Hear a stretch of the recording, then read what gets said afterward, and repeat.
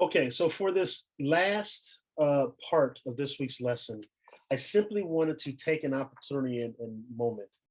Um, After next week, when we talk about Augustine, you're going to be moving into the final week, which includes a final exam, oral exam. And this oral exam is going to cover the um, five controversies or five heresies that we've talked about in this course. And I need you to be able to understand some of the particulars about them. And I wanted to give you at least some beginning basic information. And I wanted to have it on video for you to be able to review before we go into the final. This is not by all means all the information that could come up, but it will at least give you some founding um, descriptions and foundational things that I guess break off from controversy. Um, but it doesn't really include the figures. So make sure you still review your notes for the figures. But I'm going to share this with you. This is a chart that I um, hopefully you're seeing what I'm seeing, which is a chart of the five controversies that we've talked about. Believe it or not, in this short period of time, we have covered five controversies. And these are the type of things that you're going to need to know for going into the final. Now, what I'm going to do here on the video is just talk just through this chart. Um, the the information that is here for these five controversies, again, this is not all the information, but it will at least give you some place to start. We began our conversation in this semester talking about Docetism and monarchianism. Um, these were the two extreme ends, dealing early on with the Christological understanding of the relationship between Jesus and God the Father, as well as far as the Docetists are concerned, the relationship of the Logos and Jesus. Remember, we'll do Docetism first. Remember, Docetism is from the Gnostic movement. Make sure that you review all the material about the Gnostic movement, about the particulars within the Gnostic movement, the demiurge, the opposition between the material world and the physical world, those of this thing, how important knowledge is for the Gnostic movement. The Docetism specifically, two of the primary uh, two of the primary teachings or descriptions of this controversial heresy is because of the Gnostic movement, because of the influences of the Gnostic movement, which is the reason why you need to know about those. It resulted in an understanding that Jesus's physical body was an illusion, as was his crucifixion. It wasn't, even though Jesus may have appeared to be physical, he was not physical. Why? Because of the Gnostic movement, anything material was evil. So if Jesus is good, then obviously, then it would have appeared that he was physical, but he wasn't. Um, which then meant that Jesus did not physically die. Okay.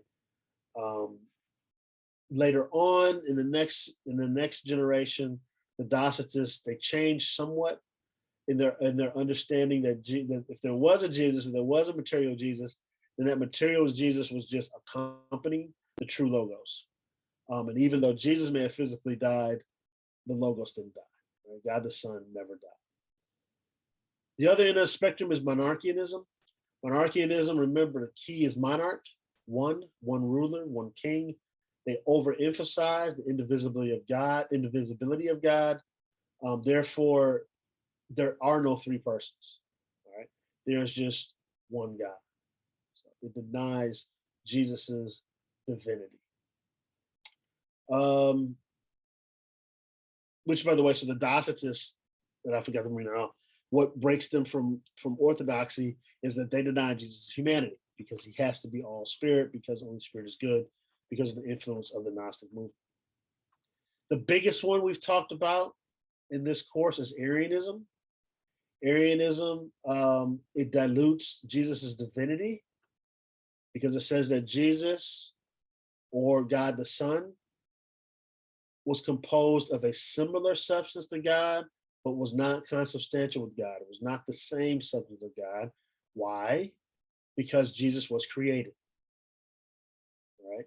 Jesus, or God the Son, was created. The Logos was a creature.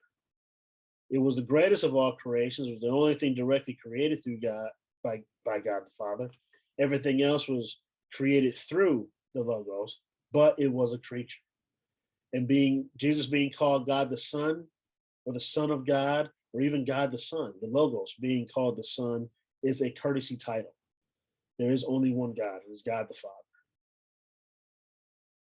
And again, remember who the persons are. Arianism, I mean, a lot of this you can get from their names. Arianism was Arius, right? The priest was Arius. He was the one that was behind it. Know about the controversy that was associated with him, right? And how the councils come into play. Who was his main opponent? And early on, it was Alexander of Alexandria. Later on, those who followed Arius and followed Arianism, it was Athanasius, as well as the Cappadocian fathers, who the two Gregories that were the opponents. Next, you have this is out of order, but next you have on the list, you have Nestorianism. Nestorianism is the last one that we spoke about. This is after the first two councils.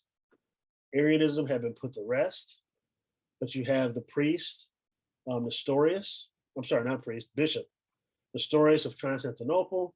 His major opponent was Cyril, and ultimately, what Nestorius was rejecting was the title Theotokos for the Blessed Mother. He proposed, on here it says Christotokos, which really I think in the lecture I talked about Theodoche, which is the recipient of God. He said that was more suitable.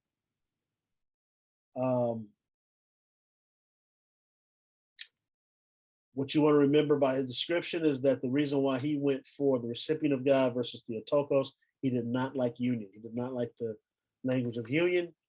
He thought that the belief that Jesus Christ, there was I probably shouldn't use that word here. It was a natural union because that can be confusing.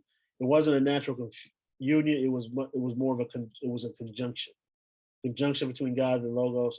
Between Logos and Jesus, and they worked together in company, in partnership, to meet the goals of salvation versus a union.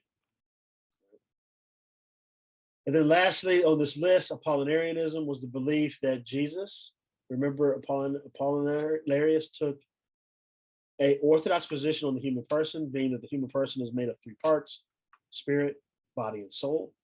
The problem is he applied that to the Logos, then believing that the spirit of Jesus could not be two, because the human person only has one spirit to go with the soul and body.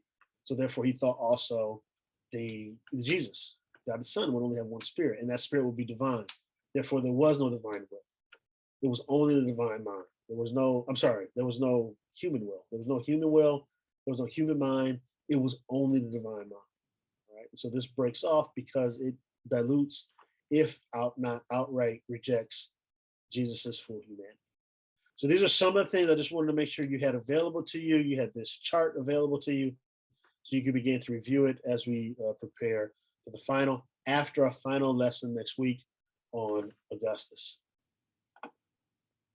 Please feel free to reach out if you have any questions.